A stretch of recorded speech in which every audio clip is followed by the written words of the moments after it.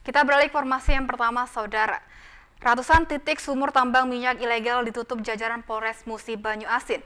Keberadaan tambang ilegal ini meresahkan warga. Penertiban penambangan minyak ilegal dilakukan di wilayah Kecamatan Bayung Lincir, Musi Banyu Asin. Terdapat 290 titik sumur minyak yang telah berhasil ditutup. Kapolres Muba AKBP Erlin Tangjaya menjelaskan penertiban ini dilakukan berdasarkan laporan dari warga, juga dari pihak perusahaan perkebunan yang merasa resah adanya praktek ilegal ini. Selain itu, upaya ini demi mencegah terjadinya karhutla, karena cacaran minyak berpotensi terjadi kebakaran hutan dan lahan.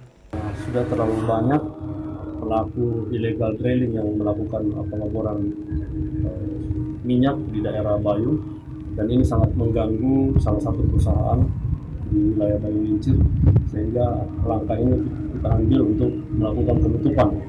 Dan alhamdulillah kurang lebih 4 hari ini kita sudah menutup ratusan sumur.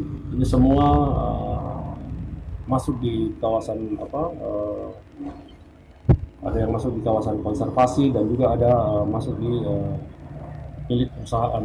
Polres Muba melakukan pendekatan secara persuasif terhadap pelaku, juga pekerja tambang minyak ilegal untuk tidak lagi melakukan praktek ilegal drilling.